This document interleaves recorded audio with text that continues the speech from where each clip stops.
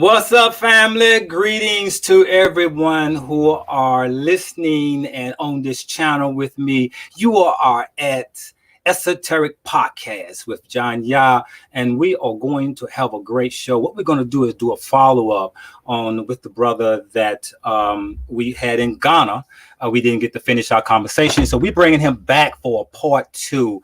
Everyone, give me some information whether or not you're hearing me good. I picked up a new mic, and I want to make sure that everything is up well. If you just give me a like or just a comment. But anyway, we're going to have a great show. We're going to talk about Ghanaians and African Americans, the relationship between the two, and what is going on there that's dealing with the vaccinations, the shots, COVID. We're going to talk about that. We're going to get into that also. But before I do that, let me first start by saying that this show would not be possible if it wasn't for a few people that I want to give a notification to or a notice to. First of all, Attorney Carl Price with Conscious Fever, ICE Entertainment Radio. He's on every Thursday night at 9 o'clock. He's a very great supporter of mine, and we go back and forth with supporting each other. Also, I want to thank Joe Tapper with the Tipping Point Morning Show, which is in Louisville on WLOU Radio and also on Facebook. And I'm also the co-host of that show. And man, we'd be popping it off. If you don't know about that show, tap in with us. We'd be talking about some serious issues. Also, I want to thank Frank Stoner with Health Daddy Wild. If you need your herbs or anything, and you in Louisville, Kentucky, look him up, healthdaddywild.net. I believe that's what he is. But look him up. He have your herbs and everything. And we're going to be talking about what we need to do to strengthen our immune system also during this serious times that we're in. Also, I want to thank Kari Muhammad, which is the graphic guy. He does great work. If you don't know about him, look him up. He is with Incredible. And he does very good work. Look that guy up if you're interested in doing something new or trying to create a logo. Also, I want to thank Phyllis Myers, aka Say I Tell Emmanuel, with Body Energy Works. If your body's feeling some issues, you want to look her up and give her a call and get on her table. I guarantee you, it is not just a massage. It is actually working with Tui Na, which is a part of Chinese acupuncture. Okay. Also want to thank my doctor, my friend, Dr. Moakia, which is he is at Healing Arts Studio, and you can find him at healingarts.net. Okay. Now, the issue that we're going to address today is going to be with this brother. We're talking about we're going to be speaking about Ghanaians. We're going to be speaking about the currency. We want to talk about the relationships between us and them. And we want to talk about some of the other things that are going on. And is it time for us to bounce out this country? You know, if you got to have some type of plan, we're going to be discussing that. Everyone should have some type of plan. But we are in a serious time right now, unlike any other, right? And we're up against something that we've never seen before in our lifetime, right? And so you got to be very focused, be very informed, extremely informed, because this is the matter of whether you're in fear and you're going to do what they tell you or you're not. We're going to be discussing some of that also on this world pandemic and what's going on. And right here in the United States, they are up in the ante. If you don't know, y'all have to get ready. But fear is something you don't want to create, because it creates a vibration that is sending the signal. Secondly, and most important, if you are somehow a person that is not feeling what's going on, you need to speak out. And it doesn't matter whether you are online or you're speaking out on Facebook or but what you need to do is have a voice with someone, whether you are having a conversation with someone about what you don't like, what you're not going to do, what you're not for. That sends a vibration. Right? It sends a signal for others to pick up, right? And then that way you draw others to you that have the same frame of thinking. The way that we're going to overcome this whole pandemic or this situation is that we create a frequency that is louder than their frequency. It's very important because everything you hear now that's tapping into your fear, those are frequencies. Those things that make a person act on fear, those are frequency. And frequency, of course, everyone knows is the lowest vibration, but it's also so low that you can control others with this fear, right? And one thing you have to remove is fear. The number one fear is fear of death. The top fear of all fears that you are challenged with is the fear of death. If you remove the fear of death, I mean, you're going to die anyway. You're going to leave this dimension regardless. If you remove the fear, you can challenge more. If only you remove fear, you will live life more fully.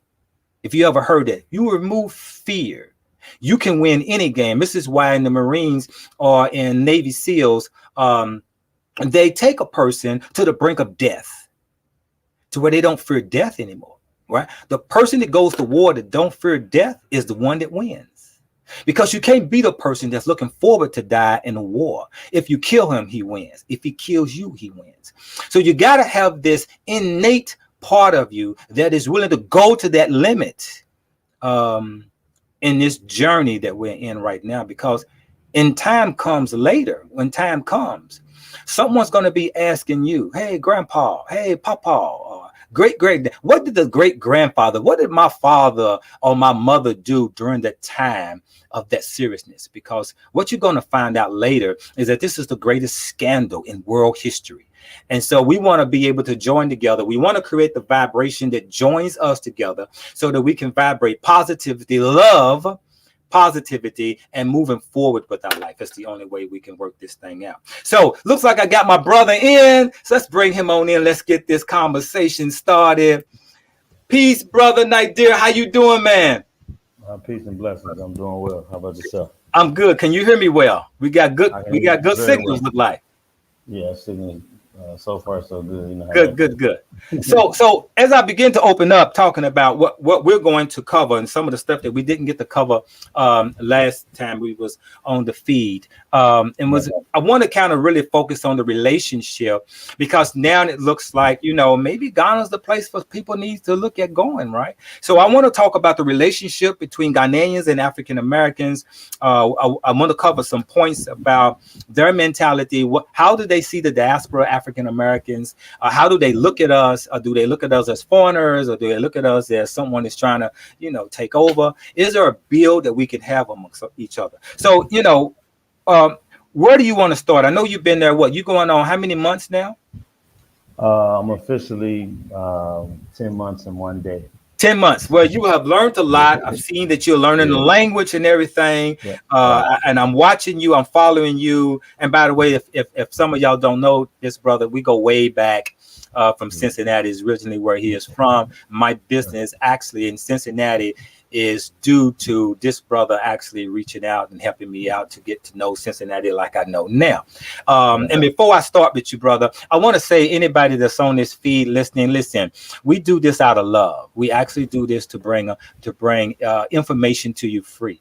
Show your love back by either giving us a like, going on YouTube and supporting us, and sharing this information as much as you can. It's just a click of a button. It's not asking you. We're not asking you to send no money to no pay app or cash app. Just click that one little thing. It's free, right? Just click it, right? So Nadir, so the relationship, let's go into the relationship between the Ghanaians and the African Americans. As I know for a fact, they are seeing a flood of African Americans coming there to visit and to live. And I know even I think the Prime Minister was asking for African Americans to come home. Come home. And so in the relationship, I wanted to know, in the regular people, in just the regular people, what is their opinion of African Americans, and do they see us as them? Well, there's a range, I would say a range of how they see us. There's some who, when they see us, they see us first and foremost as Americans. And, they use the term Black Americans when they see us. And many see us as rich. They think we're rich right off the top. And part of it is based on, as soon as they hear English, they clear like, okay, he or she is not us. They're American, or they're from the UK or London, or but mostly American, and they hear English. And so there are some who see us as foreigners. There's some who, I would say, those individuals here in Ghana who had experiences with individuals from the diaspora, individuals from outside of Africa, and had experiences in terms of maybe they went to had educational experiences outside of Ghana and went to school in other parts of the world. They kind of have a different understanding of who we are, But one thing I'll say is, for my own personal experience, just engaging them, uh, speaking with them on a regular basis, being amongst them, they learn and they appreciate who you are. Most of them are, very loving people, very caring people. But then you have a segment that's really interested in trying to see how they can, make an extra dime off of you in certain situations. Because they just assume that we're naturally rich and wealthy because we come from America, not understanding that some of us are working poor, some of us, are very successful, and we work very hard to achieve everything we have achieved. You know what I mean? So it's different, but the beauty of the experience for me is it's also a teaching moment. Mm. It's also an opportunity, not only a teaching moment, but also a learning moment for me to learn and come to see where the gap is in terms of their historical ancestral knowledge, uh, who our ancestors were, who were taken from West Africa, taken from the shores of Ghana in terms of Elmina slave castle dungeon and Cape Coast slave dungeon, enslavement dungeon. Those two locations, which I live very close to. Actually, I was there yesterday with two individuals I met, a sister from Sudan and a brother from Ghana. I joined them on a they wanted to go and pay homage to the ancestors in Elmin and slave dungeon. So yeah, so it varies, and yes, like you said, there's a lot of diasporans here. There's a lot of us African Americans who have come to Ghana, because Ghana has been very open about wanting us to come home. You know what I mean? So it's been a welcoming environment, for the most part. So and so yeah, that's some of the relationships. But the more we come, and this is something I said before, and I always say, we must put our boots on the ground. We must put our feet on this ground. Not necessarily like me. I just came and stayed. I chose to come and stay. First time in the motherland, first time in Ghana. I, I made it home. But come, visit, see the opportunities. I mean, opportunities are so many. Um, and and for me, like I said, I came humble, came come to learn, and I've been blessed. I've been blessed with great relationships. Just had a beautiful experience even this evening, celebrating a sister from the diaspora, celebrating her Earth Day with a great combination of Ghanaians and brothers and sisters from the diaspora, from the Caribbean, as well as the states. You know what I mean? So we're here. You know, we're here and we're growing. You know, So yeah, so and so overall relationship is welcome. In other words, it's a welcome relationship. Overall, it's not something they feel threatened or not something they feel, you know what I'm saying, where you're getting that, like, you can't go over here, you go over there. So it's no, a no. gotcha. Overall is very accepting. The Ghanaians are, for the most part, pretty kind, people. So yes, they're open. They're not Yeah. like closed. Yeah. Right. I see this sister here, Lucrece Kids. She said, I felt in a way when I was referred to as a foreigner, and which is interesting because I've heard that Yeah. so much. But and also that happens almost anywhere now. You go somewhere, if you consider American, they look at you as a foreigner. But it's interesting how what they call African Americans is the same thing they call white people that are there. In the language that they use in referring to foreigners. And I remember a gentleman, someone that I know went there to speak to some students, and he noticed they were calling him foreigner. And the gentleman that brought him there, he had mentioned to the gentleman, "Why are they calling me this? Why are they calling me this name here?"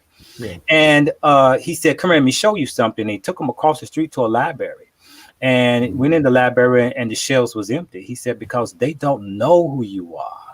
You Right. know, Right. they're uneducated in that sense." And Right. so, in a sense, does does that require that maybe Ghana needs to put in some type of educational system that teaches them? And why wouldn't they? I guess, that teaches them. Well, I say this. They, one of the things when we look at colonization and imperialism, in terms of, and as we look at the concept of our experience and the enslavement experience, it was all set up so that we won't know each other first and Mm, foremost, and then over here, education was controlled by the Europeans, so they controlled the educational process, on purpose. But yeah, I will say this one thing, like the sister who made the statement about her experience in Senegal, similar experience for me.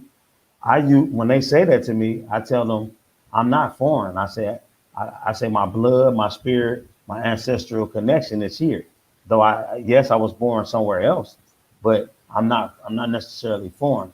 And then what I also do is begin teaching them, because some of them don't know. Like, they really don't know the real history. They really don't know the real reality of what actually occurred when our ancestors were taken from here and taken to America. So I I I become, and you know me, you know who I am, and I'm a passionate person. So when I had that opportunity, I just did it last week. I gave it to a band full of people, like, let them know, like, I ain't foreign. I'm not no stranger. I've been here, and let them know. And when they feel your spirit, feel your passion, they get it. But yes, on the other side, there definitely needs to be a level of education that takes place. But see, the one thing we have to be careful of is trying to depend on their systems, mm, because their systems have some influence from the from the colonizer, from those who are trying to shape it in a way to continue to control this environment or the motherland for their benefit. So we just, us who are here, have to educate them, and then more and more, definitely they need to learn and understand who we are. And see, here's another thing I learned. A Ghanaian gentleman told me, probably in like my third month. They call me coach. They call me Coach One over there. He said, "Coach," he said, "I see you around." He said, "One of the things about you is you do something different than most some of as they say, Black Americans do. You are amongst us. You in the villages. You around the people." He said, "Lots of times, us, we come and we stay in the night. We want the same comfort experience that we had back in the States." yes. He said, "But the other people," he was talking about the Europeans. He said, they come and get inside in the villages and things of that nature. So, I say to our people, when we come here, come and touch the people. Come and connect with the people. I know, in many instances, and it's beautiful, however long you can come. But what I also tell people and challenge people to do, try to come at least 3 weeks. Try to do a month, so you can have time to really move around, touch some of the beautiful tourist attractions, but also come and connect with the people. So I'm with the people every day. I mean, every day. I ride the same public transportation from. I live in the central region, so I live right in the area of Cape Coast and Elmina, in the historical sites of both enslavement dungeons. I live right around. I'm right at the Atlantic Ocean. I get to the beach in a short period of time, but it takes about 3 hours, 3.5 hours, maybe 4, depending on the time, to go to Accra, go to the capital area where it's more city, where it's more a little modernized, and so I'm around the people. I'm learning their ways. I'm asking questions. I'm not saying you need to speak English. I want to speak your language. So when they hear me say something in their language, they're actually shocked. I mean, Mm, they look at me like, wow. And sometimes I do it. Like, I'll give you an example real quick. Quick, I was in the capital area. I was on one of the main streets where there's a lot of business and traffic and things going. And these two young men, teenagers, were walking by, and I could feel their spirit. They was kind of looking at me like, kind of like, the gas face, as we used to say back in the day. So when they got past me to a certain point, I said, at the same. So at the saying, it's like, how are you doing? And they stopped. It was like like they put on brakes. Like, wow, and their faces went from this kind of negative look to enlightenment look and a happy look. Like, I'm like, yeah, y'all shocked. I know some of your language, and it was like, yeah. And then from there, I was able to begin educating them. You know, Wow. I, I could have took the position like they get looking at me negative. I don't take that position. When Right. the people when they look at me funny, okay, yeah, they looking at me funny because they're like, okay, he ain't. They trying to figure like, is he us? Is he ain't us? Because they have Ghanaians are proud. They're proud of who they are. Like, but I let them know like, I'm you. I wasn't born here, but I'm your African brother. We connected, and so I speak their language. I tell them it's an obligation for me to learn the language. I'm not just okay with speaking English. And then it's something I've been teaching. I've been sharing with them. Uh, this unfortunate about them in terms of the influence that the European has had on this country. Yeah. When you meet most Ghanaians, when you ask them their name, they tell you some daggone English name. And I'll be like, I don't care nothing about your English name. What's your African name? And just today, this man was every bit of like 65. And the first thing he said was his English name. Then I said, what is your African name? And so what I shared with him was, when you put the English name first and you're African, then that's what's first. You're discounting and disregarding the greatness of who you are by giving me some daggone European name. I don't want that name. I say, your name, that ain't your name. That's the name y'all keep accepting. And so again, here's that opportunity. But what has to happen? This has to become a behavior, and they got to throw that European name away. I Mm. mean, it's bad. Like, I mean, most of them say it. What's your name? Is this?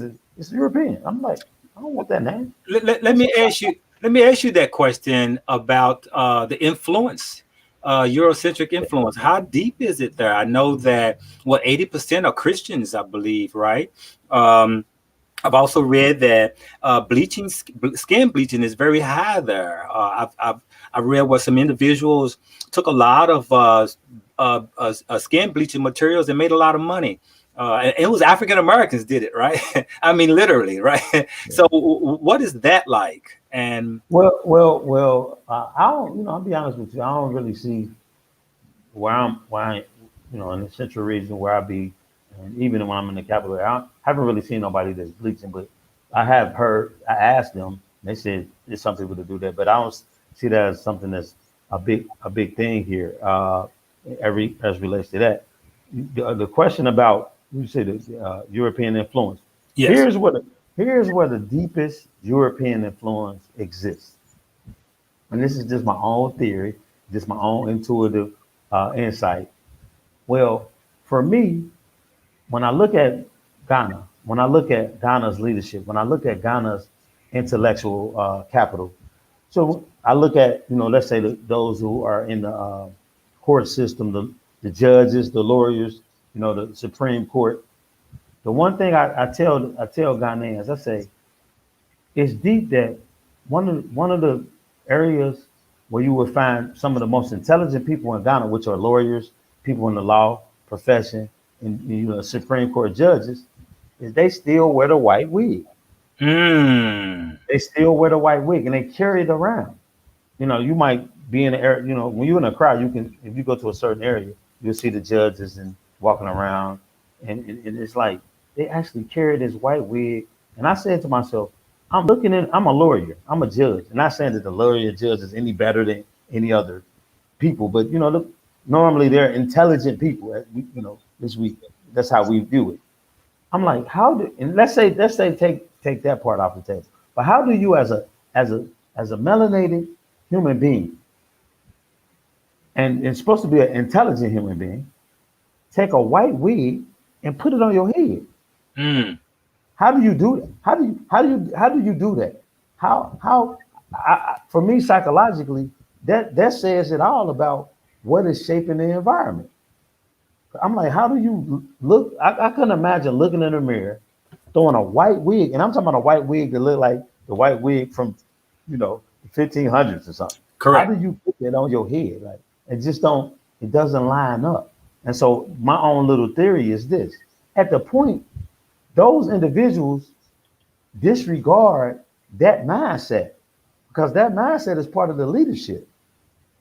Once they remove that, that's sending a major message. That's how I see it. But yeah, but the Europe there those are some of those things that tell you that there's still some European and Influence. colonization Yeah. influences. But and then this is another thing since we on that topic. They have I've been asked many times from Ghanaians like, do you have a white wife? I'm like, where do y'all get that from? No, I'm first of all I'm not married, but no, and I wouldn't marry a white woman. Repeat that again. They ask you if you have a white Yeah, wife. Really? yeah. It's do you have a white wife in America? Like, no, I know white wife. Like, no, I don't have a white wife. No, I'm like, Well, where y'all get that from? well, let me ask you this: when you say they call us Black Americans, what Yeah. do they call themselves in relationship? Do they call themselves Black or do they call themselves Ghanaians? Well, many times they say Ghanaians, but sometimes you hear them say black. Okay, they But call for the themselves most part, they Black. say, but yeah, they like give you an example. So now there's another term that's more a derogatory term that I was told they use more readily back in the past, but it's kind of going away. But you still find something to say it. So they use this term Bruni. Bruni means white. So but they base it on the language. They base it on so if you speak English, so they'll call you a Bruni, and so Bruni mean white. And so one time somebody said that to me, and then it was a Ghanaian that I know. I said, "Do you know they call me white?" And so the Ghanaian looked at the person and said, "Do you see his skin?" And then he put his arm on top of my arm like this and said, "He's not white. He's Well, wait a minute. not." Isn't that the word they use as foreigner when But they're referring to? see, yeah, it's foreigner, but it's also white. Right, So when they see the tongue of English as foreigner, but they also see the tongue of English as white. right. Yeah, so they say Wow. Bruni. So I was like, I ain't no Bruni. I'm black. I'm melanated. I'm not Bruni. I'm not white. Where Yeah, where do yeah. you see white? That was the term the brother mentioned that they Yeah, called him, and it offended him. yeah, He it's wonder offensive. why you calling me that. Yeah. Yeah. And so what I'm saying to you is we have to correct them. And but we also but it ain't correcting them like being mean and mad. Right. Some of them really just don't know, bro. Like for example, in the village, in the village, some individuals don't leave their village. Like they don't even go 3 hours from where they live. They don't even go 2 hours from where they live. They're in the village. So some of these mentalities come from their conditioning. Like some, because of the way the educational system has been here, Mm. the educational system has been a way where they had to pay for education. Some people couldn't afford to pay for education over here, so they didn't get educated, right? So they end up just working. So most of the time, they would come in contact with a European, come in contact with a European if the European came over here and did some kind of missionary program, or only time they came in contact with maybe even us from the that's diaspora who speak English is through some kind of special situation.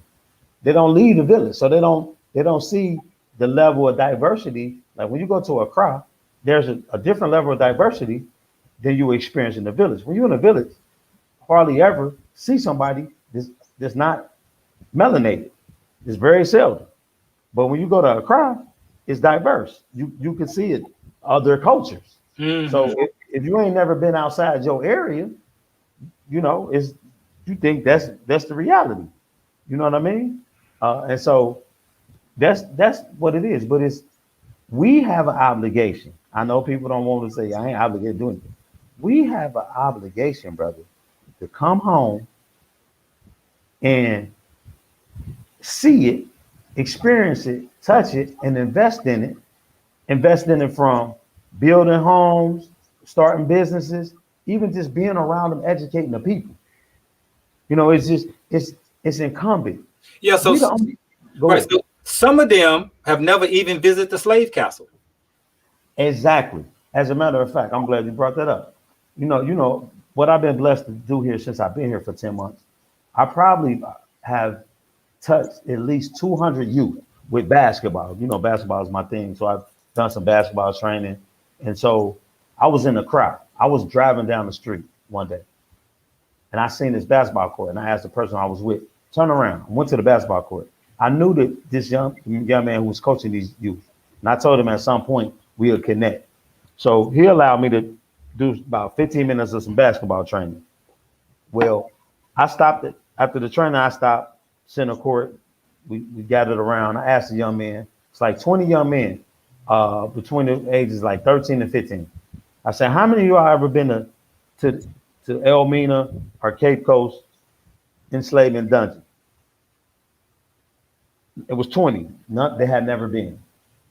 Now, the way I see it is, this should be a field trip educationally, not only educationally, but ancestral obligation for Ghanaians to come and see what truly occurred with their ancestors. Some schools do it, some schools don't, right? So these young people had never been to this important landmark in their country. They ain't never been there. So with that, what happens is they don't understand us when we come because they really don't know who we are. But here's the question. Where's our relationship with the government itself? Well, there are some different relationships, you know, individual diasporas with the government. I'm be honest with you. I haven't got so heavy into connecting with all what goes on with the government. I pay attention to it, but I don't, you know, I'm out here connected with the people. Yes. But what I do know,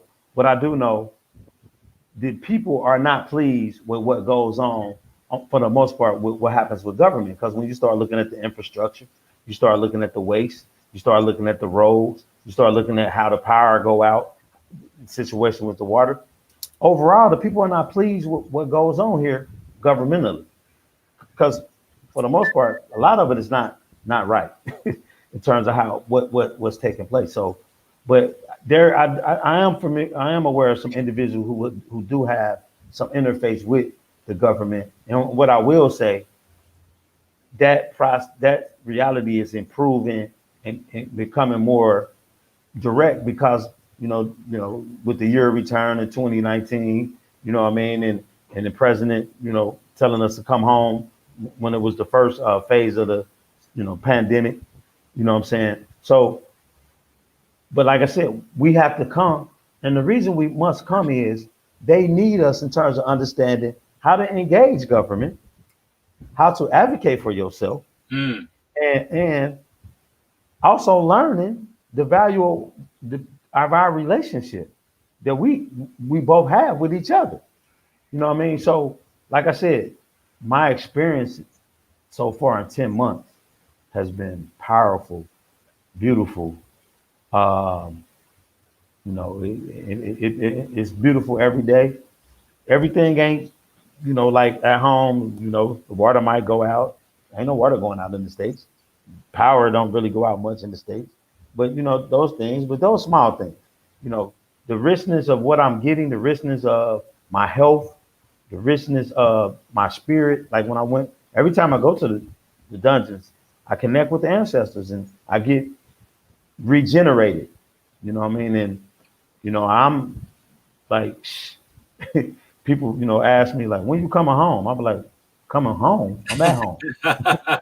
Yeah, one thing I noticed about you, brother, definitely everywhere you go, actually, you bring that good energy. You bring that energy where people connect and they feel you, trust you. So that's something I wasn't surprised when I saw the Ghanaian young men around you and the people that you was, you know, because you like that. That's just how you are. You know, that's right. Your nature anyway. You could go anywhere in the world, man. You could be in Russia, man, and the motherfuckers will come to you, right? So it's interesting. But I want to change subjects real quick. First, I want to ask this question right here. The sister's asking here, how long was your flight to Ghana, and can you name your other stops that you may have had to go through? Beautiful.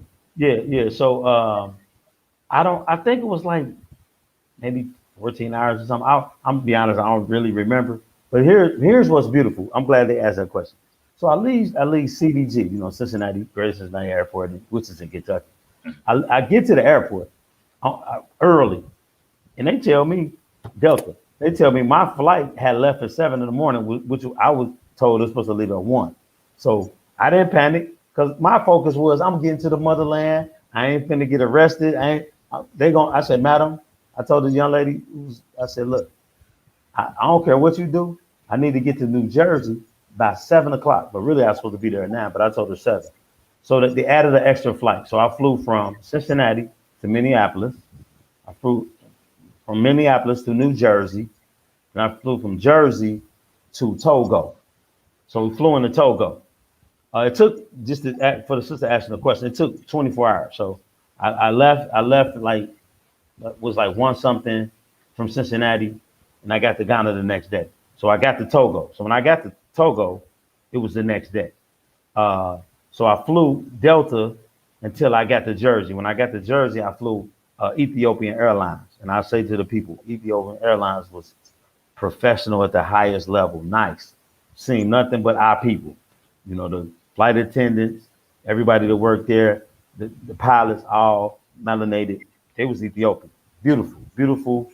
Food was good, clean, professional. Plane was clean. Got to Togo, didn't leave the airport, and got on a plane to Togo. Now I will say, when I got to Togo, it was the hottest plane I've ever been on in my life, and they ain't turned no air on. But it's a 25-minute flight from Togo to Ghana, but it was burning up. So that was the, you know. So like I said, Cincinnati, Minneapolis, because of the flight change, Minneapolis to Jersey, Jersey to Togo, Togo to Ghana. So that was the route that I took coming. Yeah, one of the things I've heard about traveling to Africa was that actually it's just a 4-hour flight if it's direct. The problem is they send you through all them routes that kind of can make you like don't want to have to go through all of that because actually, go ahead. You know what I'm saying? So it seems like they do it to detour us from going there by making all these stops in Europe and over here and over there when it's just a 4-hour flight straight. That's it. And see, that's the other thing. Like we got to realize how the game been played. Like I was just talking to my friends that I shared with you. I was spending time with yesterday. We was talking about like the map. Like Africa is the biggest continent.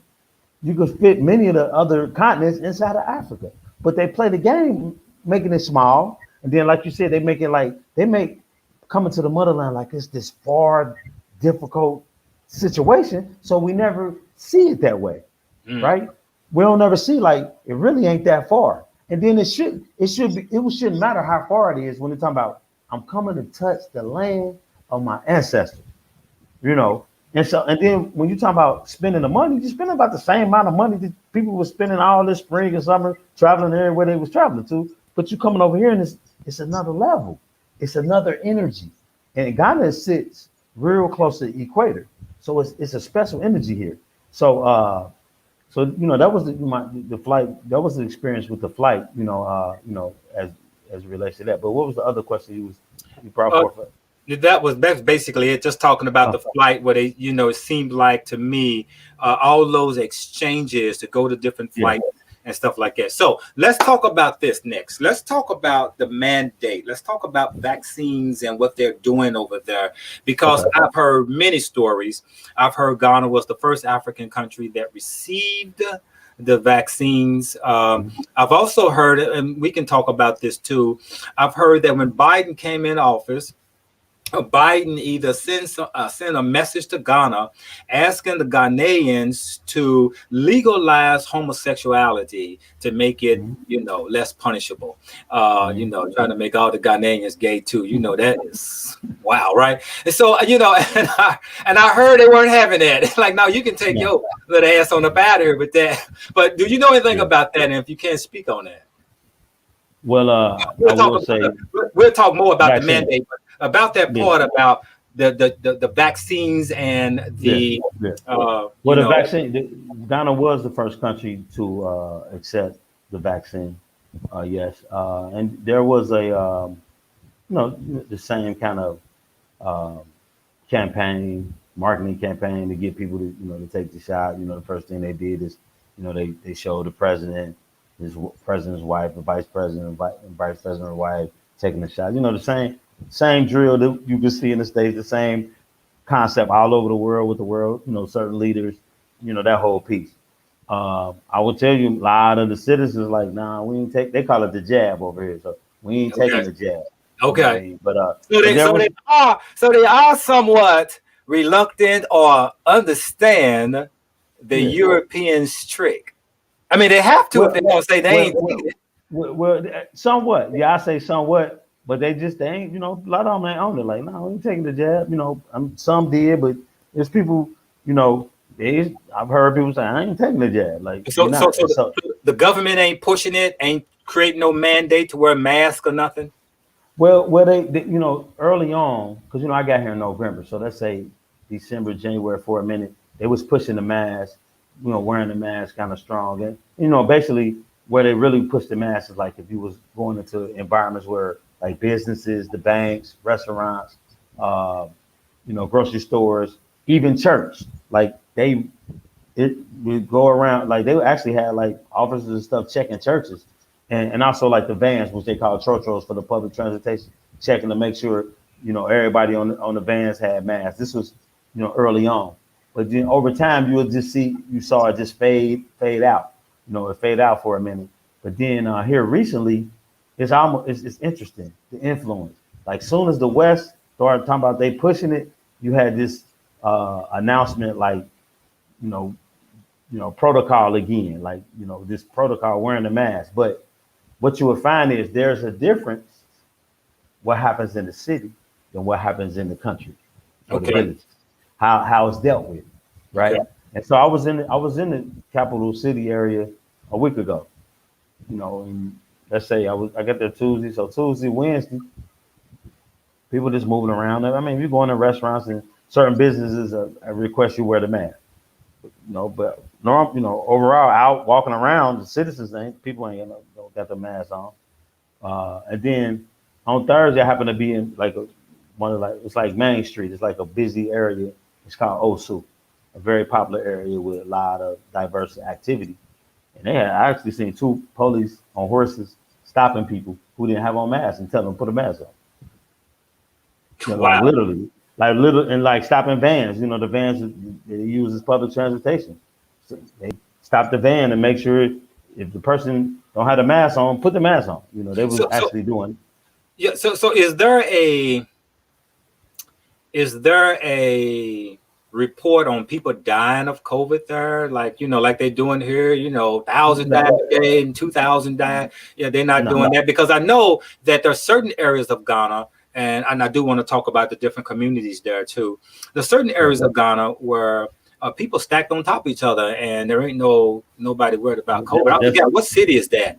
What part is well, that where? there's a place, and I mentioned this the last time we were together. There's a place called Makola Market.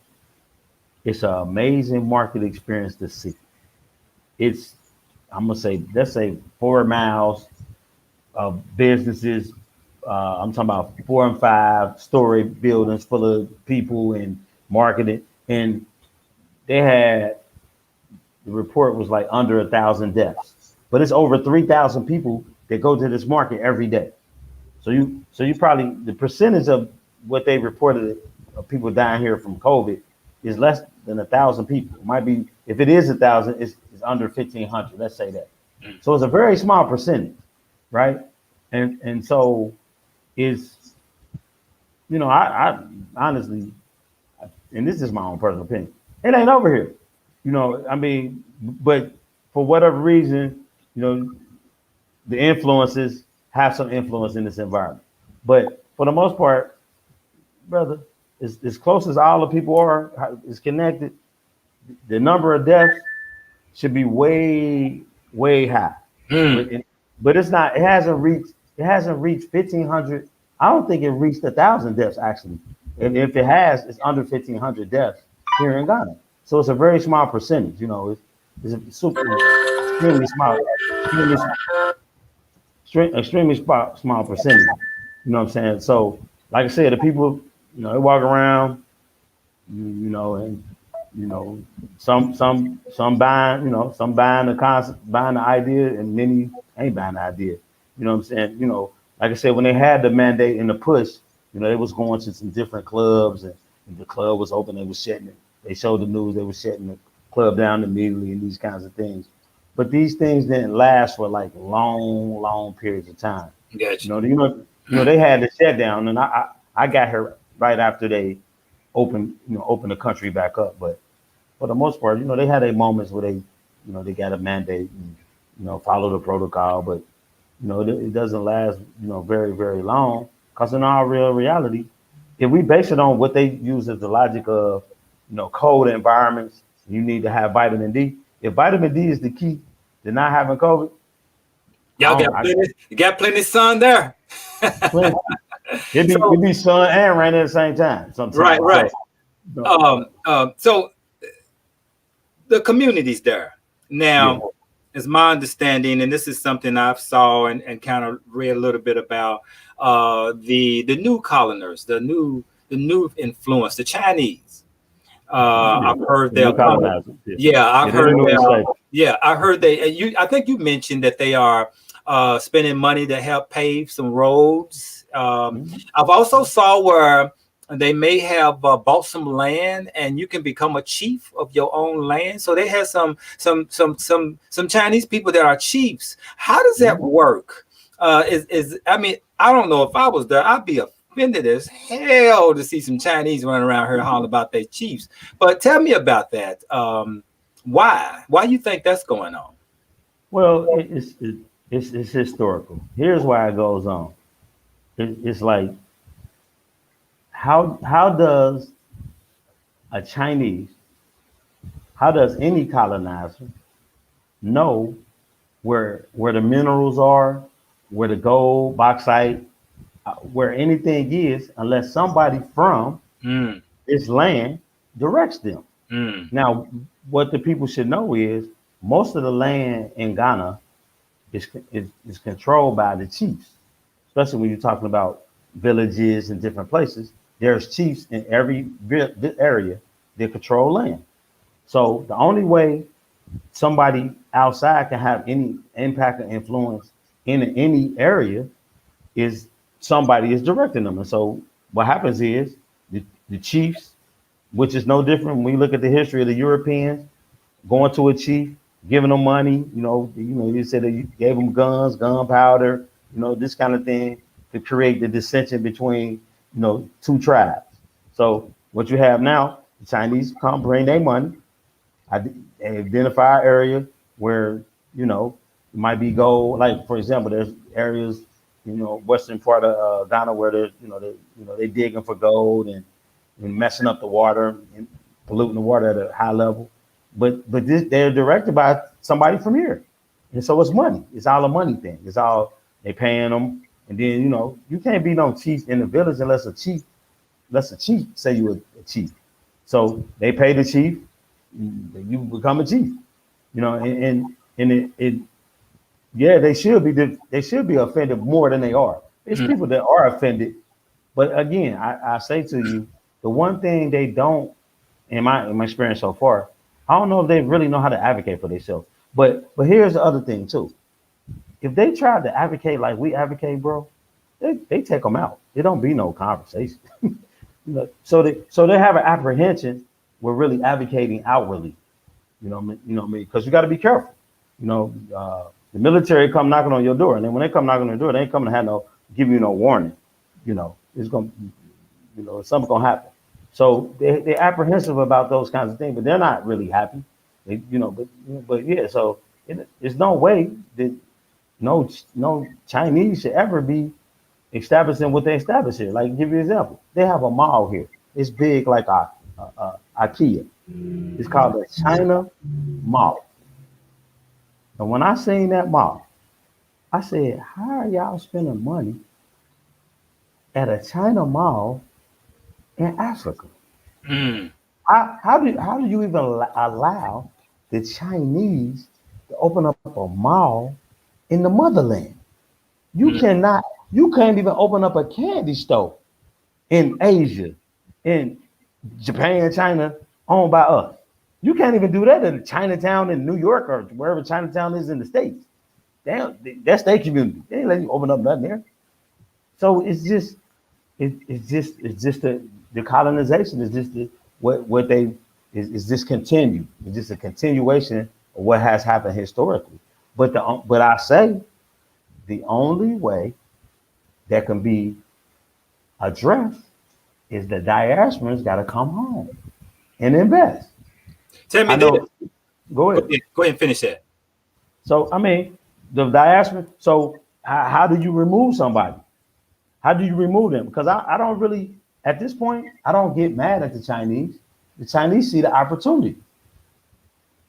We're in a race.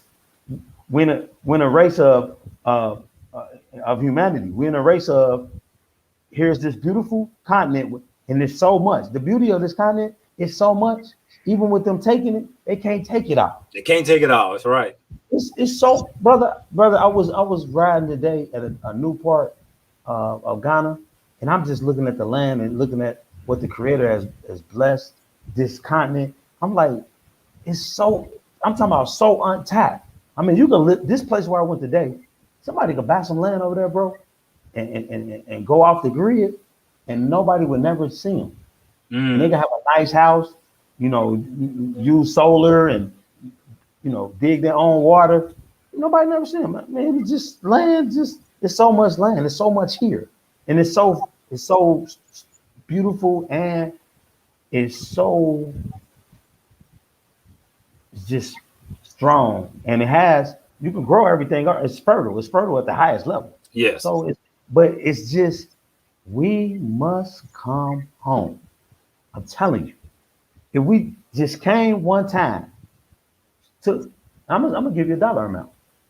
If we came one time, bro, and we brought $5,000 and say, I'm gonna take $5,000 and invest it over here, we can get a lot done with $5,000. We can get a lot. I'm talking about a lot. I ain't talking about no little. I'm talking about quite a bit in terms of just a beginning investment. Right. It's so much here. It's so much. I'm talking about every facet of life needs to be addressed over here. Every facet, and it's open. Let me ask you about the relationship between the people and the government. Can the people speak out against the government? Can the people say, like over here, you can say what the hell you want to say about President these fools. You can put out and write whatever you want to write. So how's it over there? You can speak out in certain venues. Okay. But for the most part, you better not be speaking out against these people. Wow. They'll be coming in, and it'll be some metal. They be having a funeral. So you can't. That's why they don't. I mean, you can, yeah. but it's you got to be careful. Wow. You know what I'm saying? But the people know stuff wrong. Like they don't have no problem telling you like, oh, you hear them all the time. Our government is corrupt. They say you hear that all the time. Oh, the government is corrupt, and it's known. I mean, this is not right. It's known globally that most of the motherland's leadership, most of them are corrupt. It's not. It's historical. That's not nothing known. But like just going to march to the president's palace, or where the government people are marching on them. Now you better be careful. Right. It don't happen too much. And that's the thing. Us coming here, we can help teach and be a part of mobilizing and changing what's going on, because it's not good. It's not cool, bro. It's what's keeping the country impoverished. It's what's keeping the mentality that many of the people that when we see American, let's hustle them, because of that mindset exists. Now, I will say, I think you can kind of see our energy over time with the youth that's coming up, is some of those things that change. But with us coming and partnering with them in this movement, it'll happen. I mean, because some of the stuff you just can't wait on the government. If you wait on the government to change something, it ain't gonna be changed no time soon. You just come over and invest and create what you need to create, and let them figure it out. Like, oh, okay. That's how you influence. Right. So do you see any of us going over and participating in the government, trying to be a mayor or trying to be, whatever it is they have there? You don't see that? I think you have to be a citizen. I believe Okay. you. They ain't letting us come on that level unless you like a citizen. No, they don't. They come over there and establish business, but you ain't coming over there, no governmental leadership. Yeah, but And you what about some of the African brothers from the diasporas that does have citizenship? You don't see none of them in the government. The government. I, I haven't, to be honest, just that area I haven't really gotten into totally. But what I will say for those who are listening, those from that was born here and lived in the States that's coming home, then they know what's best. And they should come home and help establish it and get it, get this place back better like it should be. And that's part of the other problem. Ghanaians to leave, come to the States and they don't come back. They send some money to some of the family members, but they don't come back and change. And just like the more I hear about this country, I got to go see it for myself. Rwanda is powerful, but Rwanda's people, even through the genocide experience they had, the people have come together and they have fabulous leadership. And I've heard it bouncing back. I've heard they yeah, actually yeah. bounce. Oh, they bounce, bro. They one of the things is this: in the governmental leadership under the president, 50% of the leaders in his cabinet are women. They graduate like over 90%. So the people who graduate and go to universities outside of the country, they come back. They have a thing every month where the whole country stop and clean up the country, even the president. So it's that, you know what I'm saying? It starts with the leadership, but you can't wait on the leadership. Because if you wait on the leadership, it ain't gonna change because it ain't changed in a long, long time. So it's just the people, the Ghanaians having a new mind, and then with a partnership with us. I'm telling you, we the key. We are the key. We are the key to a new mind here, the new Africa. Let me put this question to you about weapons and guns. How will we protect ourselves? Not allowed to have guns. Not I allowed mean, to have guns. I'll be honest with you. They don't now. For the most part, they don't. I think you can come and register a gun, but they don't carry guns. The citizens don't have guns. Only people got guns is the police and the military. So ain't But nobody running around just shooting each other like. ain't nobody shooting nobody. Look, only thing. Listen, bro. The only Yeah, thing these Ghanaians do, as it relates to a fight, is argue. yeah. They don't fight. They really don't have a lot of fight. There's some violence that happen. Don't get us twisted. There's violence that Correct. happen here and Correct. there. You know what I'm saying? But for the most part, like no nobody. But look, I'll give you an example. So from where I live to where I am now, because I'm at my friend's house, a brother from the States, because I'm waiting on my technology to get fixed. So I walk in the dark. It was the dark. So it get dark at 7 o'clock, like pitch dark. I walk about 3 miles to his house. The majority of the time it's dark. On the 2-lane road, look, it ain't no sidewalk, it's a walkway, right? Nobody bothering me. They don't bother nobody. The people are good people. It's cool over there. Ain't nobody shooting nobody.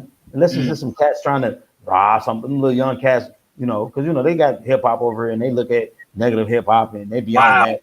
You know what I'm saying? And if you impoverished and you're trying to eat, you see somebody slipping, you might get got. But for the most part, ain't nobody bother. They don't bother nobody, bro, like at all. Like at all. So ain't nobody shoot nobody like just like what go on in the States, what go on in Chicago and what's been going on a lot in Cincinnati over the spring or something, just be shooting each other. No, ain't nobody doing that. They're not doing that, bro. Ain't nobody bothering nobody like that. Touch on the exchange of the money. I Okay, know we talked about that last time. Touch on it again for Sister Kid. sure. Yeah, it ain't no problem. So like right now, if you brought $100, now here's another thing. If you're coming to Ghana, and you're listening to this, you're coming to Ghana, you bring the $100 bills that have the blue line on it down the middle. Don't bring no $100 without, because you would get less. But you bring that $100, you would get right now the exchange is six. So if I went to exchange $100, I would get $600, 600 CDs, which is their money. It's called CDs. You would get 600 CDs. So that's the exchange rate right now. Inflation is high here too, bro. Like yeah. So six, 600 for 100. So 1 6. Right. So, okay. So break it down for me, and let's break it down in dollar terms. Sure. Okay. Let's say, for instance, I got $1 U.S. money, and I bought a water. What would that water cost me? That same amount of that dollar. In other words, you know what? I think it's So if you bought a small bottle of water, right, over a here for dollar $1. for What a would that dollar, bottle of water cost me over there? about a quarter, 30 Okay. cents, Great way of something putting like it. that. Gotcha. Yeah, Gotcha. Gotcha. yeah, like you know, if you, I say this, you can take. I'll give you an example when I travel. So if I travel to the capital, it's about 3 hours, maybe four. In American money, it's like 25 CDs. So that's like $5. So I travel 3, 4 hours, $5. You couldn't get on no Greyhound for $5 and travel no 3 or 4 hours. Oh yeah, exactly right. Yeah, that's a good way of putting it. Yeah. So you have that. I bought some coconuts the other day. 2 coconuts was a total of they wanted 2 CDs, so they wanted 4 CDs, right? 4 CDs. That's less than $1. Okay. 2 coconuts. So it's not, you can the money you can come here and eat. The food Eat is, good. you Yeah. eat good. Eat well. You come and eat well. You can land is not very expensive in certain places. Of course, if you're around where it's more diverse and more westernized and more, progressive, it's going to be a little more expensive. But out in the village areas or out more rural areas, which is also growing, you can get some land, 700 up to 1,000, plots of land. You know what I mean? What 80 by 100, 90 by 100, maybe what 12, what 15. what Go about ahead. taxes on the land? How does that work? If you buy a piece of land, do you pay taxes every year on it? Yeah, you're supposed to, Okay. but that's a whole other conversation. But Okay. yes, yeah. You're supposed to pay. Yeah, they pay taxes on it. Yeah, Now, but now, uh, now, go ahead. but ain't no. There's not a economic system here where you credit. There are some individuals you can do some unique financing. Some different kind of financing options. But for the most part, you buy your land, you own it. Once you buy the land, you build on it. So wait a Ain't minute. no mortgage, no So wait a mortgage. minute. That 800 credit score that people got over here, you can't take that over there and use it. Is that what you're saying? You don't need it. Right. Ain't nobody asking about your credit score. All they want to know is, can you afford to buy that plot? You can afford to buy that plot. And most of the time, most of the land is owned by families or a chief. So a family might own the area. So you'll find out maybe this family want to sell. You connect with the family.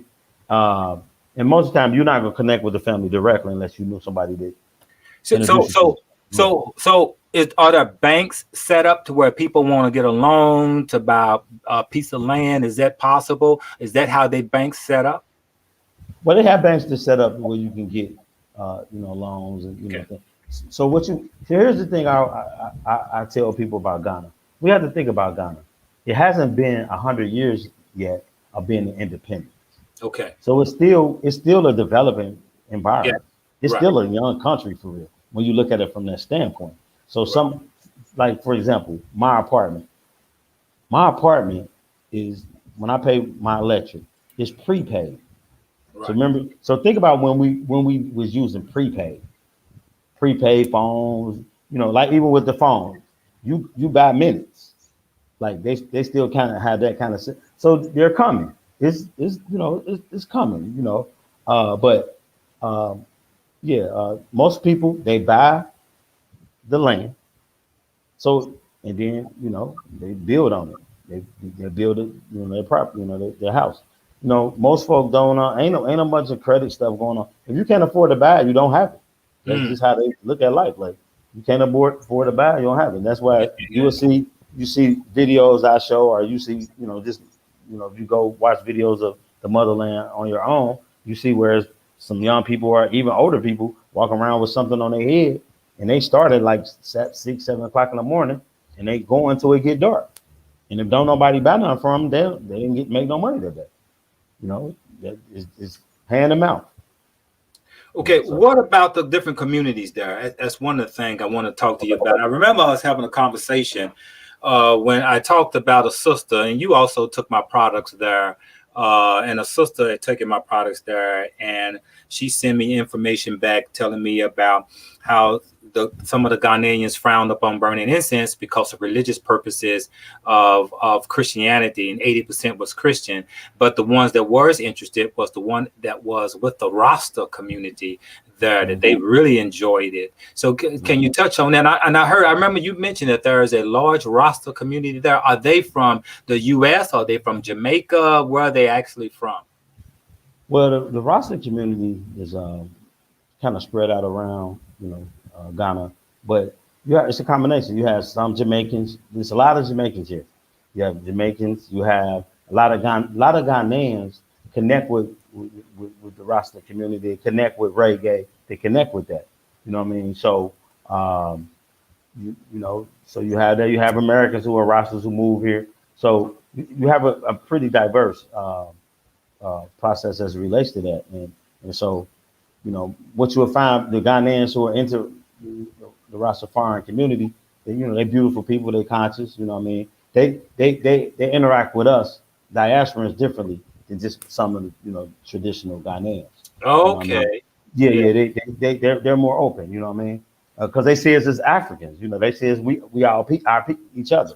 But then there are Ghanaians that see us that same way too. But it's just the level of understanding, the level of interaction, the level of experience and knowledge that they come upon. Because there's some Ghanaians that are Rastas now, right? Yeah, a lot. Yeah. No, bro, a lot. Mm-hmm. A lot. They rock with that, and then they reggae is a strong music here. They go places, they listen to reggae.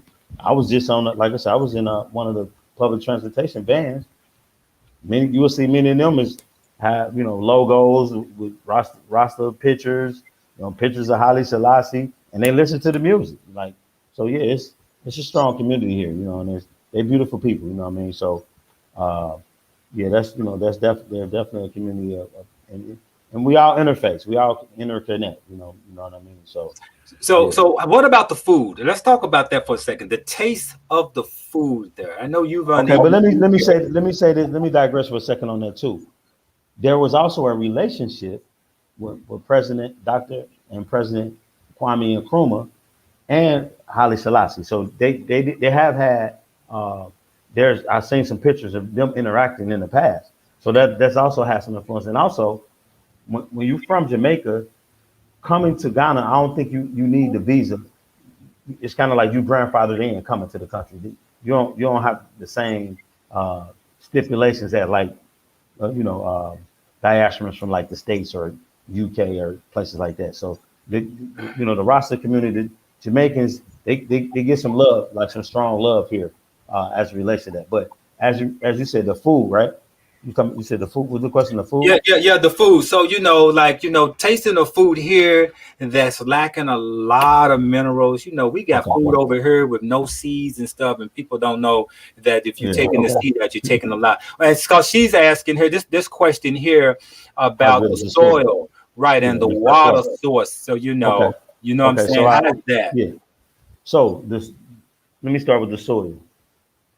Fertile. The most fertile soil you probably ever experienced in your life. I can imagine. What I'm saying to you is you drive around this country. I don't care if it's in the city areas or in the village areas, in the rural areas. Anywhere where there's land, the stuff growing. All kind of things. You might buy some land, you already got plantains, mangoes, oranges. It's fertile here. Pineapples. I get some pineapples on a regular basis. You ain't gonna find no better pineapples. You ain't gonna find no better watermelon. And bananas. So any of you who going to buy bananas in the States, you're not eating a real banana if it's the same size as a plant. A banana is small. That's right. It has seeds in it. If you're not eating a banana about this size, that ain't no banana you eat. Right. Yeah, they eat hybrid. Those bananas are hybrid. Yeah. And so I'm telling you, the banana is nice. All the fruit, mango, everything is nice. The water, I don't drink the water. I drink bottled water. You got to be careful with that. And then, part of that is too, certain areas in Ghana, the water has been polluted and messed up because of illegal mining.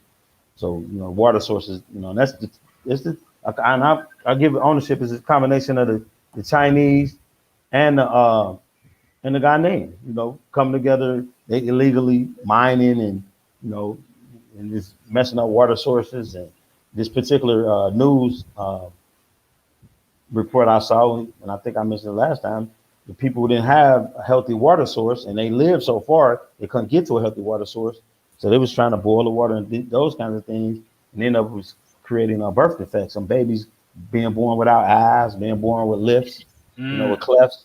Yeah, so it's, but overall, like where I'm at, the water, I don't drink the water. I mean, I bathe in the water, but when I'm drinking water, I'm drinking bottled water. That's what I drink. So, but the soil, fertile, fertile, fertile, fertile. The brother's asking here about building a house. On what part would you build it on? I guess he's asking. Well, I'll tell you about the building. So the people build, when they build a home here, they use the blocks. They using most of the homes are built with the cement blocks that they actually make. You can drive up the road and go see different individuals who have a company where they're making the cement blocks. You can buy them, according to what you need for the purchase of your home. So most of the homes are built with blocks, but there are very creative ways of building that just starting to become more popular here. Like one brother I saw on YouTube from here, he actually built a home that was a combination of sand, cement, and plastic. He actually put those together to build a home, like a very nice home. So, so they're, but they build on the land. You know what I mean? They build on the land. What you also see a lot of little storefronts. So they got a lot of little different little storefronts. And what they use, they have a cement slab, and then they have a container. They cut out a container to make like a storefront. You see a lot of those along the roads, especially when you're around the villages, and not only in the villages, in certain areas of the city that still kind of have the old way and things of that nature. So, but most of the people build their homes with cement and when they finish it, the craftsmanship is nice. Yeah, I was just at a Airbnb a few weeks ago. This gentleman had like a two-story home, like a palace. Nice.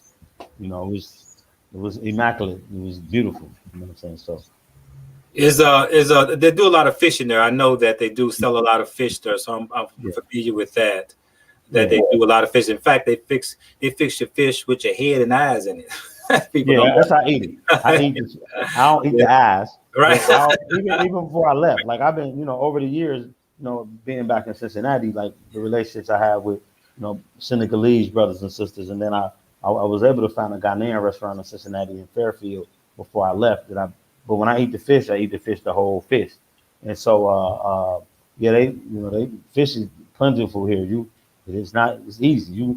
Like there's when you're traveling from the capital back to what's called the central region, this area, Cape Coast, Elmina area. There's people right on the road with selling fish right there. You can get fish and you can get octopus too. They sell Mm. they be whole octopus on the road, like right down the road. You see octopus, you can get it. So seafood, fish is yeah. And a lot of the boats you see, especially out in this area where I am, because I'm right here close to the Atlantic Ocean, right there. The Ghanaians they make the boats out of trees, out of timber, out of wood, by hand, big old boats, and they they throw the nets out, and they might be out there overnight, right? And then the next day or two they'll come in, and they call it pulling, where they actually pull the net, the fisher's net in that they put out in the Atlantic Ocean. They pulling it, it's a community of people. They pulling it in. So definitely, you definitely fishing. Getting fish is not difficult at all. What about now? Another question, and we're going to close out here about Okay. the brothers and sisters coming from here, moving there. Is there a community that they're setting up, or are they just kind of scattered through? Um, Well, there's different like small pockets of communities being built in, or when people come here and they find out where certain diasporans are living, they kind of direct themselves towards that area. But like out here in the area where I am, there's this project that they're doing. It's called a Sable project, where diasporans different, from from the Caribbean, from the states, where they're building in those areas. So you got a little bit of that going on. So yeah.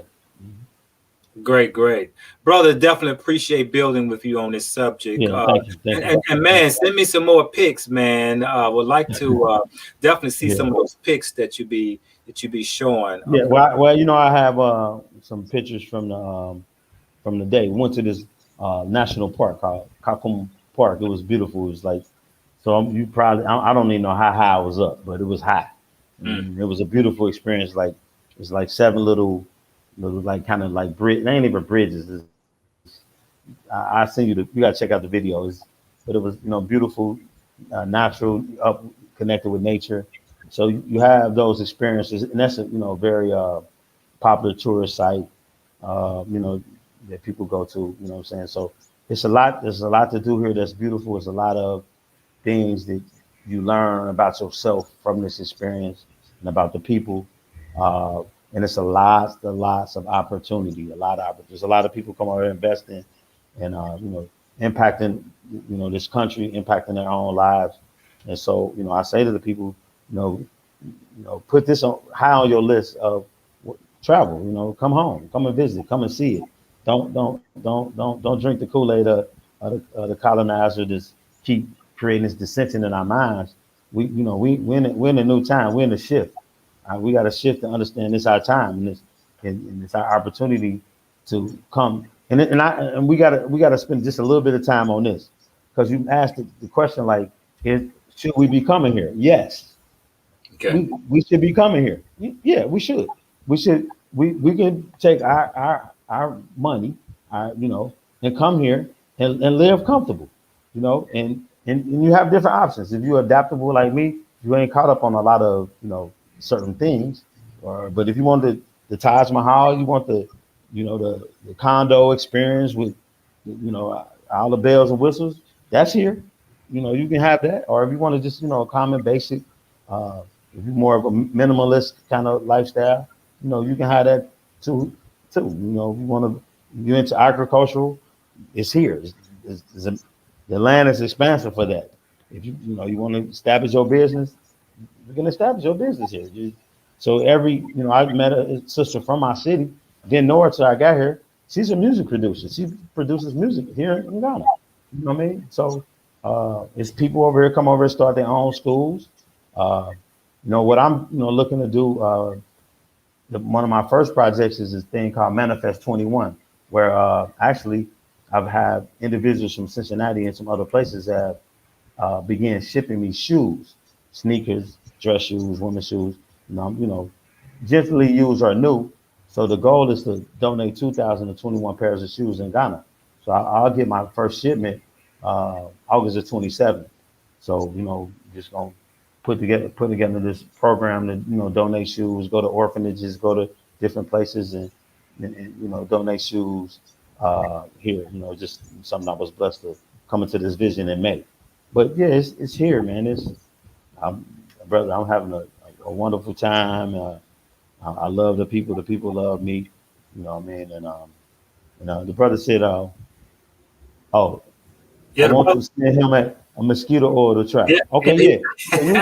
It's no, like the mosquitoes don't really bother me, but yeah, sure. Send the oil, because that's something big here, like mosquito oil. And see, that's the thing. A lot of the natural resources in terms of herbs and the medicine is here. So anything you need medicinal for you is here. There's a plant for your bloods, plants for you got hemorrhoids, there's plants that your bowels ain't flushing, all that stuff here. There's let me plants for good question. Let me ask you this question then. Is sure. there someone there teaching that? Yes, it's people. Yeah, it's people that that teach that. Actually, what I learned is, some people told me like they used to actually in school they would learn about the different plants and what Mm, their benefits are. I don't know the extent of it in these times, but these were people around our age. So yeah, they learned about the different plants and they know about the different plants. I mean, it's stuff that you know, if you're having some dysfunctional in terms of your maleness, they got everything you need is here, everything. And you eat when you eat these vegetables, you eat these fruits, it's better, and you got the sun feeding you, and it's not a sun that's tearing you down. The sun feeds you. It gives you energy. Yes, it does. Yeah. You know what I mean? You know what I mean? So yeah, the brother I'm gonna type on this.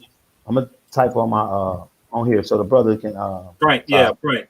Frank, I'm gonna send Frank, you can see my email here, and you can just send me an email with your contact, and I'll you know, we can communicate Yeah, that way. I'll link y'all up. Yeah. Oh, you know him, okay. Yeah, I But know. but anybody else who want to, you know, contact, here's my email. I just put it up on the thing, you know. And like I said, I'm training kids in basketball.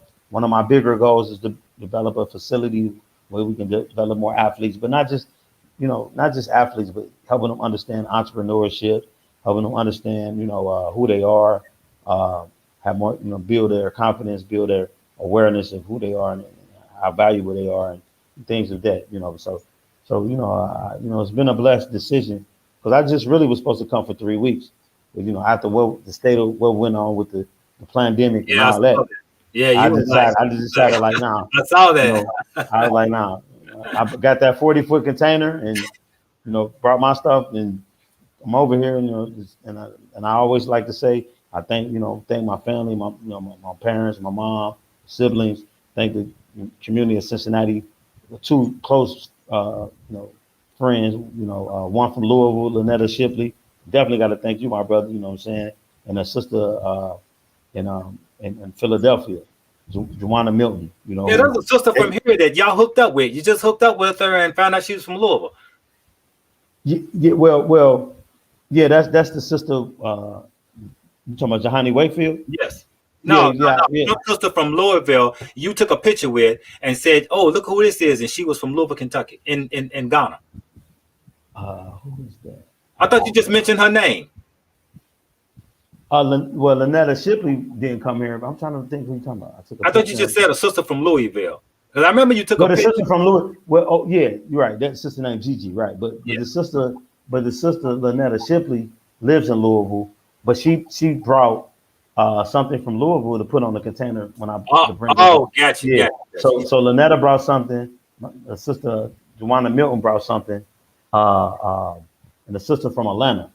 It was three sisters who actually came to Cincinnati, and they brought things to put on the container to bring here. So I've been donating things to kids, people in the village. Like I had a thing where 40 families were able to come and get clothing that was donated to me, for their children, for themselves. So just out here serving. Serving the community and just being who I am, and just naturally evolving and connecting with the people. You know what I mean? And I didn't really plan this. I just plan to come, learn, be humble, see where the opportunities are, and just live life in a natural way and connect with the energy. And it's been like I said, it's been a blessing. So. Well, definitely we're gonna talk because I'm interested in some investments there. I'm interested in knowing about the economy and whether or not I understand that it's a new country as far as their independence is concerned. One of my concerns as always was to look at I am always planning the exit, and I think everyone should plan some type of exit. I don't care if you go to Africa, go somewhere about this bitch, right? And so one of the things I look at is a country where I can invest and don't have to worry about a coup, don't have to worry about overthrow of the government, because when that happens, your investment is gone. I don't care what piece of land you own. If there is a coup and the government change, you lost your shit. And so, that's one thing I want to kind of talk about, some sure investments that are there that I would love to get into. And I've definitely planned to come. I got you there. So now I know I got somebody show me around, somebody I can trust. You just bounced and just went on number. And I was like, wow, So Yeah, I'm definitely impressed. I'm definitely proud of you. Thank you, thank And your journey there and you. everything. And definitely that's Yeah, why I wanted to hook up with you. So yeah, whatever I can do to support you, you know I will. I appreciate you, no doubt. And so definitely, another thing I do want to look at more into getting my products there in Ghana and see how see how that. Oh, so just to let you know, so what I need, I'm getting this request. I need some frankincense and myrrh. Which is the rocks, right? No, frankincense and myrrh, incense and the oil.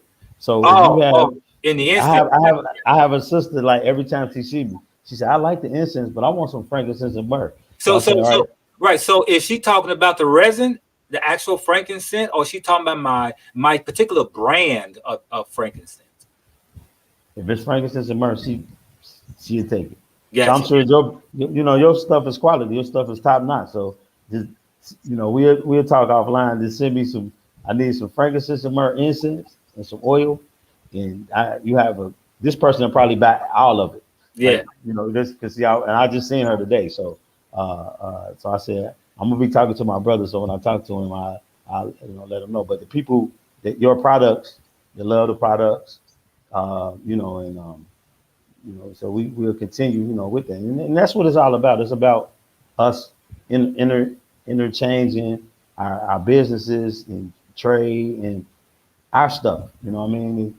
It's our time. Like I just I say I also have to say I have to give regard to Nana Nasi, brother Nasi from Cincinnati, who's here, who's the elder who I spent a lot of time with and really gave me the ins and outs Yeah, about I Ghana. met him. I think I met him Yeah. at the container. Right. Yeah, because he had a container too. He had been doing it. He was the first person I seen bring a container over in 2000 from Cincinnati. He had did it multiple times. So he's actually a chief here in the Western region. So Okay. he's here now. He's here now as well. Developing a village in the Western region. So it's just been like I said, a beautiful journey. And it's called Wimpy's Journey, which people know me as Wimpy Woods. That's my nickname. So Wimpy's Journey, the Ghana Mission. So I, just on the journey I'm writing. My goal is to, have a book, out within at least a year, just the experience. But I document every day.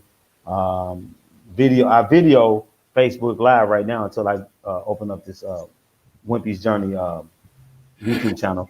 And the reason I video really is so people can see to break their misconceptions in the States, in the Caribbean, whoever watching, break their misconceptions about what's here. So when I show a beach, people was asking me like, they got beaches in Africa? And these weren't children, it's like grown people. Like, Yeah. Yeah. nice beaches, like very nice, very nice, So it's here and it's so many opportunities. I'll continue to say that. And people can come over here, invest and go back, stay there, but have investment opportunities here at every level.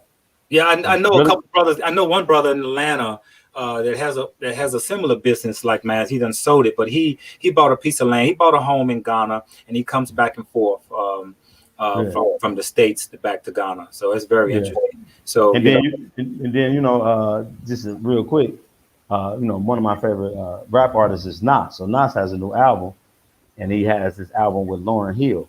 And I don't know if you haven't. Oh, wait a minute! I just saw that. I just saw that comment right here. Yeah. And so on the song is called Nobody. It's a beautiful song. So I'm telling everybody, check this song. This song is beautiful. It's fire. And so on this song, his first line, he mentions Ghana. And he says, if David Chappelle was to go to Ghana, I'm rolling. This is the first line, right? But the song is powerful. It's just, and so, Stevie Wonder is planning to move here. I heard that. And so I'm telling you, I say to the people, you come home with your skills, bring them to the motherland. We ain't dealing with all the stuff y'all dealing with over there. I mean, we ain't dealing with none of them certain things we complain about over there. We don't deal with none of those things here. And you can truly establish your community life the way you want it here with your money. And so I'm saying if somebody retired, I hadn't retired yet, but I came with a little bit of money, with a strong faith, with how to take my little bit of money and make money. But if you come up, if you somebody that's worked 20 years and got some decent money, or you got some real estate that you can turn, bring some of that over here, build your house from the ground up, live the life that you always been dreaming about. So, I can't say no more. And it's things needed here. We need more clinics here. They don't have rec centers for kids here. If you're in the recreation, agricultural is wide open. You know what I mean? And it's fertile. Real estate, there's opportunities in real estate. There's opportunities in every facet of life. They're here. It's just you have to come. You can't believe what we've been sold. We've been sold a lot. Like you always, post that. We've been sold a lot. We've been sold a major lot. Home, it's time to come home. I'm telling you. And I couldn't say this. I study African history, but I'm telling you, we come home at what we have, bro. They just keep that over there. I mean, those who want to stay over there, that's fine too. I get that. Yeah. But it's not. It ain't. Whatever people's choice is their choice. But I'm saying to people, if you want a peaceful environment where you can really establish what you want to establish, you have a place here. This is here, and it's wide. I'm talking about. It's wide open. Wow, man, I appreciate that. Definitely, because right now there is some shit going down in this country that I don't know if you heard, man. This is we're going to get into another paradigm over here, and I'm urging, and I'm also speaking out, and I'm gonna tell everyone that if you got a voice, speak that voice. It doesn't matter whether you are on social media or whether you're talking to another individual. Speak your piece, because your piece is a vibration and it sends out a signal, and you connect with others like that. And I tell everyone not to have fear of what's going down, but you do have to take care of your health, and you do have to build your wealth in this environment that we are living in. Unlike any other time in the world have we ever seen this right here. And so the question is, what are we going to do to be able to pull ourselves out of this? And Ghana may be one good issue of those who can afford to bounce and get up out of here. But meanwhile, let me lay this on those about this covert or this thing that's going on. And I had it twice, and I built my immune system up, and it's really just like another flu or another cold. However, tweaked a little different because I don't get sick in the summertime. But I'm gonna urge everyone to boost your vitamin C level daily, at least 1,000 milligrams 3 times a day separately. Don't do it all at once. Also get your vitamin D in. And when you take vitamin D, make sure you take it with calcium and magnesium, because magnesium helps the vitamin D to absorb into your bone. Make sure you take plenty of probiotics, because your gut is your health. If your gut is right, boom, everything else is right. And if your gut is has a pH balance of at least 7 point or above, can't no disease rock you, right? Get your vitamin B in, your B complex, your vitamin B12, get your zinc and your omega-3s. And if you over here in this country, continue to put this in your body so that you can build your immune system to fight off anything. And I say this for anyone, that how this works is really called megahertz frequency, or dealing with your body and how they can determine whether your body is a high frequency level, meaning unable to get sickness. Right? So I give you an example. If you look up this information, I don't know if anyone can see this, the relationship between diseases and energy, frequency, energy, you will understand how it works and what level is where you're set up to getting colds and sickness and where cancer can develop. But if your frequency is 7.5 or above, you don't get ill, nothing be able to creep into your body. So I'm gonna leave you with that, and everyone needs the opportunity to learn how to make money. And what he said is very interesting. If you have a talent of something that you do, you can take that over there and blow it up. You can take whatever talent you got over here and do it the same thing over there and probably blow it up. So never fear, as I said in the beginning, the greatest fear should be death if you're gonna have a fear. So once you remove the fear of death, nothing else will bother you. So with that said, I appreciate everyone rocking with us on this show. Yeah. Why is this called esoteric? Meaning that the concept of esoteric means that only a few have the knowledge to understand what we're talking about. That's why it's called Esoteric Podcast. I appreciate you tonight, dear brother. Love you, You man. too, bro. And let me say this real quick. I'm sorry, Yeah. I had to put this because you brought this forth. Nas's album is called This Ease Too. Wow. Is this a new album? New. Got I'm telling you. it.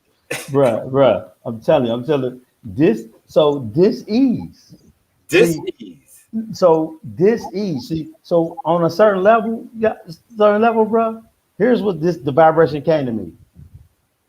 Over there, we've been used to an ease. Yes. It's time to diss the ease Mm. and get free. Mm. This the ease. Mm. This all the the comfortable things. This that, and come inside yourself. This it's that time. You gotta come inside yourself and understand what you are, and pay attention to you, and pay attention what's put inside of you. That's like you saying. This the ease. Hey, brother. Go ahead. I want you to go to Clubhouse. Get Clubhouse on your phone, man. We can build together, man, because I'm on Clubhouse, man. It's a lot of great conversations on there. Okay. People are really building. Come on there, man, and connect with me.